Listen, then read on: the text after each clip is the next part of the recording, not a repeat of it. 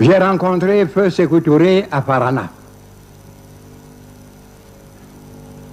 Paix à son âme. Quelques 6 ans avant sa mort. C'était les retrouvailles fraternelles. On peut nous entendre uniquement parce qu'il m'avait demandé l'extradition de 4 Guinéens, j'ai refusé. Mais néanmoins, nous avons tenu une réunion commune entre nos 2 directions. Philippe Biassé était présent, Konakanga, Lanzeni et tant d'autres. Malheureusement, les siens sont presque tous morts. Mais j'ai posé la question à Sékou devant ceux-ci. Aujourd'hui, nous sommes en famille politique. Volontairement, je n'ai pas voulu diminuer l'auréole de gloire qu'on t'a attribué à la suite de ton vote négatif de 58. Mais je te pose une question devant tous. Est-ce que dans le test, le mémorandum que tu as rédigé de concert avec Senghor et Gabriel Lisette, et qui m'a été soumis avant que vous ne le remettiez, toi à De Gaulle, Senghor à Debré et Lisette à moi, est-ce que cela comportait le mot indépendance?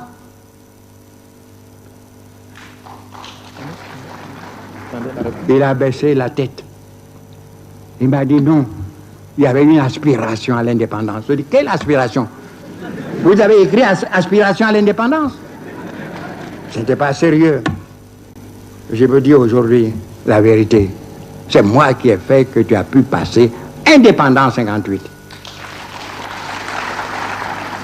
Si nous t'avions suivi, si nous avions rejeté la Constitution et suivi en cela par des gens qui se seraient empressés pour nuire au général de Gaulle de nous imiter, nous retombions dans la loi cadre et personne ne pouvait sortir indépendant. Mais c'est parce que j'ai fait voter la communauté qui porte en elle l'indépendance à prendre à tout moment que ton vote négatif était considéré comme celui qui sortait de la communauté. Voilà la réalité.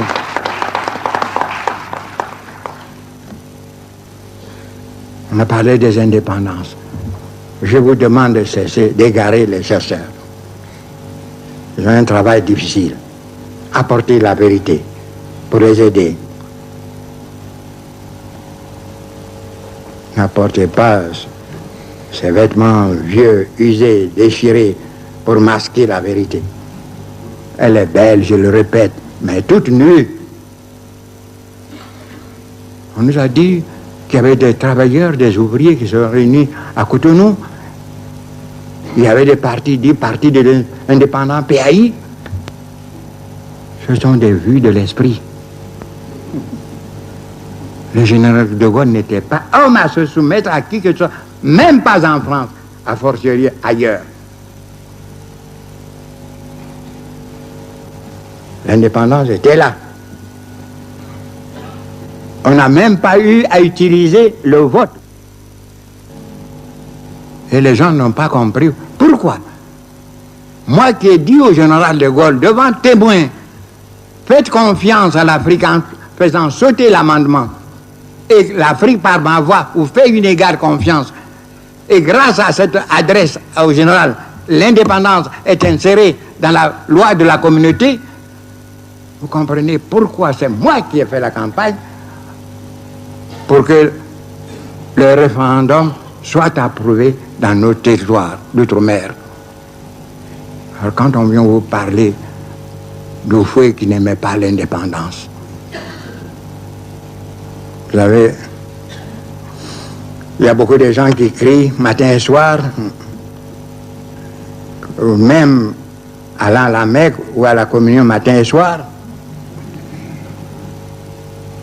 qui crient Dieu, Dieu, Dieu, mais qui n'obéissent à aucun commandement de Dieu.